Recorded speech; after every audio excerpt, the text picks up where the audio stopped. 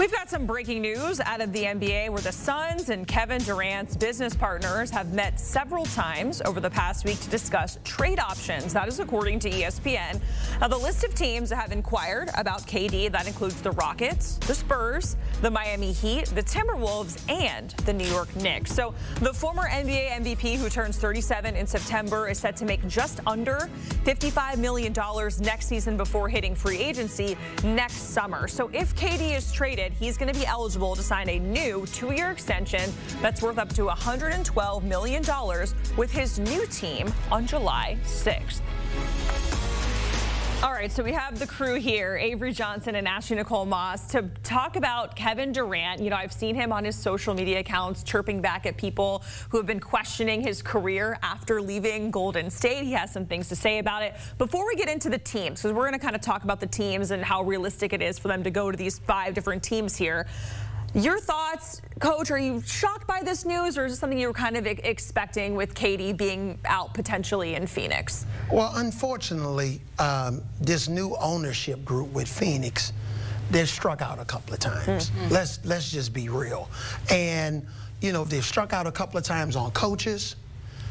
You know, obviously the trade for Kevin Durant didn't work, but even more importantly, the trade for Bradley Beal. Yeah. That really yielded negative returns. No trade clause, Bradley Beal, by the way. So I think at the end of the day, they're trying to reset again with yet another coach, but he has those Michigan State ties back to ownership. So I think in their defense, or what they're trying to accomplish right now, is to try to get younger. And since they don't have a lot of draft assets, the way that you can get some assets back is to try to make a move with Kevin Durant while still trying to retain my adopted nephew, Devin Booker. Yeah, look, nobody's surprised. I think you saw the way that the Phoenix season has gone or went, and you saw how the seasons have gone. They've been disappointing in some way, shape, or form, and Kevin Durant didn't get there to not win. He went there with the hopes of winning a championship. Now, whether or not that was ever a realistic expectation is a totally different conversation. I will say it's not a surprise, but I will say it is also unfortunate because this is yet another situation where Kevin Durant's not going to come out looking bright and shiny, and I think that he's such a phenomenal player, and I think that gets thrown to the wayside a lot of the times because this is something we've seen from Kevin Durant before throughout his tenure in the NBA, and this is yet another notch in his belt when it comes to him kind of leaving situations that are no longer beneficial for him. Now, whether or not you agree with that ideology, again, different conversation, but we know what the masses are going to think of this, and that probably for me is the most unfortunate part. And whatever teams that we're going to discuss here in a minute, you have to remember, you're not getting the same Kevin Durant that was with Golden State. Or OKC. Or Brooklyn. This is a different Kevin Durant. You're not getting the pre-Achilles injury Kevin Durant. So he's probably not going to play in 82 games. He's still a terrific player, but you got to make sure that you have the supporting cast around him. You can't expect him to carry the team night in and night out and be available for a large percent of the regular season. Yeah, as mentioned, turning 37 in September, and as you alluded to, Coach, the Achilles injury. So let's go through some of the teams that in this ESPN report have been reportedly talking about acquiring Kevin Durant. First off, the Rockets. And Ashley, you know, this is a young core, a great young team. So is it worth it for them to trade away some of those assets to get Kevin Durant, 37-year-old Kevin Durant in 2025?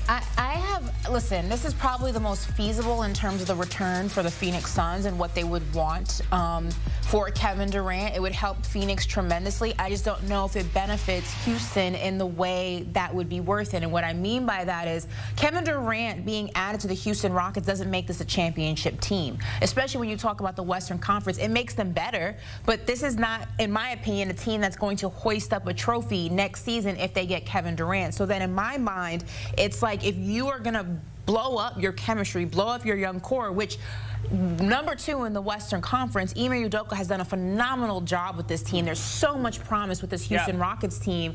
Are you willing to just say, yeah, we tried it, it's not going to work, give me Kevin Durant? Or do you want to give this team a little bit more time to mature? I mean, we're talking about a team, again, in a Western Conference that is so stacked. They were number 2.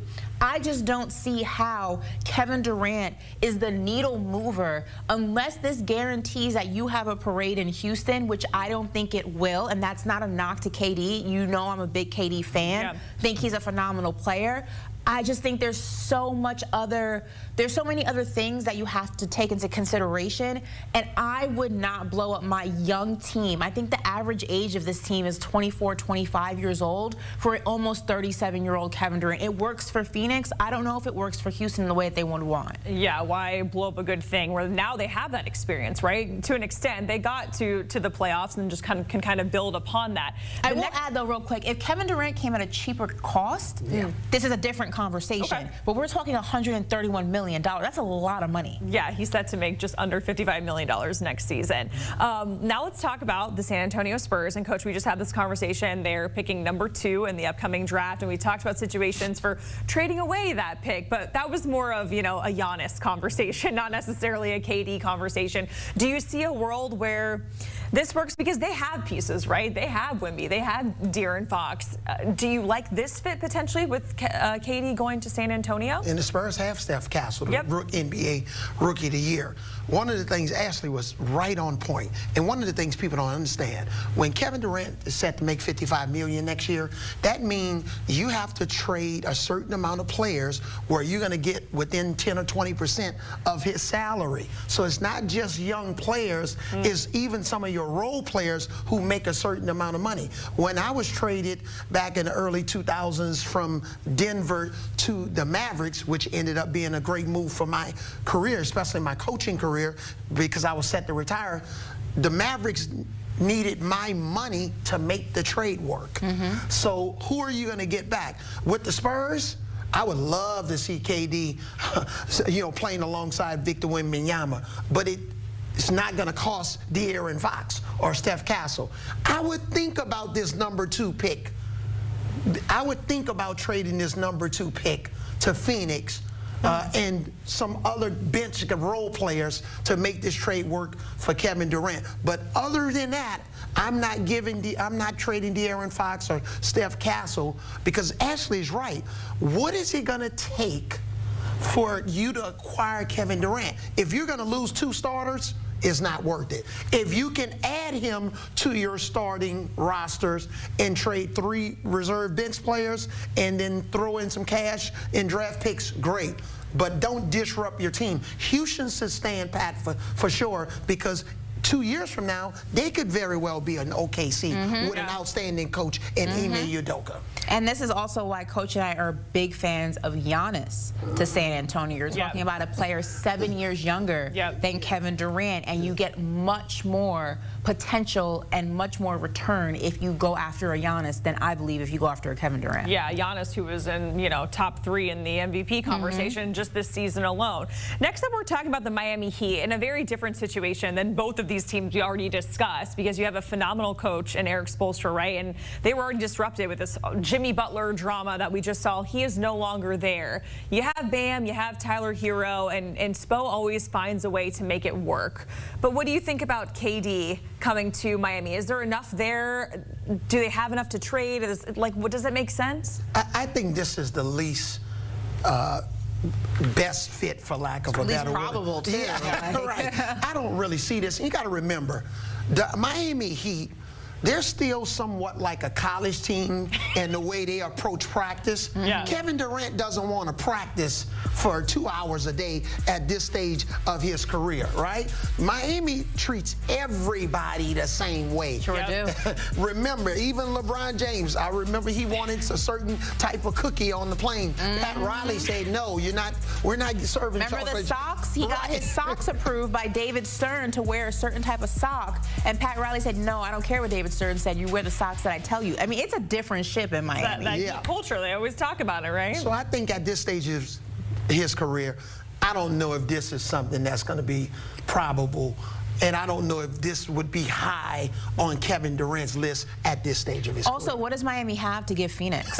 Let's be honest. Tyler Hero? No shade to Tyler Hero, great player. I mean, any team would want Tyler, but it's not enough. Miami is so bare bones at this stage in the game that there's really nothing there that intrigues another team to give up, again, even at 37, almost 37 years old, the caliber of player that Kevin Durant is.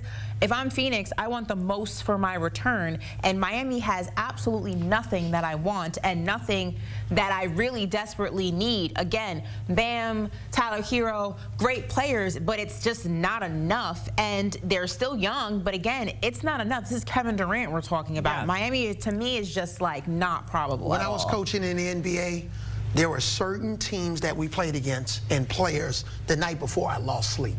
When you're talking about playing against, Victor Wembanyama, or you're talking about playing against Shai Gilgeous-Alexander and Jalen Williams, those guys, Tyrese Halliburton and Pascal. Miami really doesn't have anybody on their team right now, as currently constructed, that I would lose sleep over. Kevin Durant joining that team, I think at this stage of his career, I don't think that'd be a good fit. Okay, now we're going to talk about two teams quickly that just reached their respective conference finals. Starting off with the Timberwolves, losing back-to-back Western Conference finals.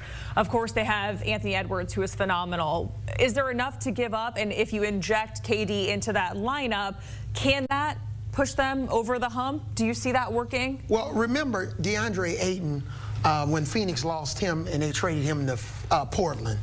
Phoenix really hasn't had a really good big man, but I don't think they would be attracted to a Rudy Gobert. They probably would want a Naz Reid back rather than a Rudy Gobert. That would be the player that I would target. But Kevin Durant, if you can trade Naz Reid and maybe Dante Vincenzo and some draft picks, and you can insert Kevin Durant alongside Anthony Edwards, and I would be willing to part ways with those two players to get Kevin Durant. But other than that, again, it's diminishing returns if you're going to trade 3 starters and Naz Reid to get Kevin Durant. That doesn't move the needle for Minnesota to improve their team. Yeah, I agree. And all right, Ashley, finally, we have saved your New York Knicks for last. They're on this list. And the minute I said Knicks, you said no. You were just shaking your head. Tell us why. No KD for you. Jack, our producer, is be quick with the Knicks. I know it's hard for you. It's not hard for me in this situation. No, here's the thing. Kevin Durant, once upon a time, was a huge target for the Knicks, and Knicks fans wanted him, and he made it very clear the Knicks were not, quote, cool, and he went to Brooklyn, and Brooklyn didn't work out. And it's not even about holding a grudge about that. I just think that Kevin Durant doesn't move the needle for this New York Knicks team. Yes, you can say, look, Karl-Anthony Towns, not great defensively. Is Kevin Durant a better scorer than him? Absolutely. But he's not a better defender. They're pretty much the same there. The same conversation could possibly be brought up if you talk about Jalen Brunson and Kevin Durant. Could you play them on the court at the same time? X, Y, and Z. I just don't think with what the Knicks are building, they need a lot more to their bench. They need help with outside shooting, but you don't need to give up the pieces of Kevin Durant would require to make those moves to your roster. So for that, the answer for me is no. Totally agree, because are you going to give up Mikal Bridges and OG Anunoby? If you do that, you're not going to even make it back to the Eastern Conference Finals next year, because Kevin Durant actually needs both of those guys at this stage of his career.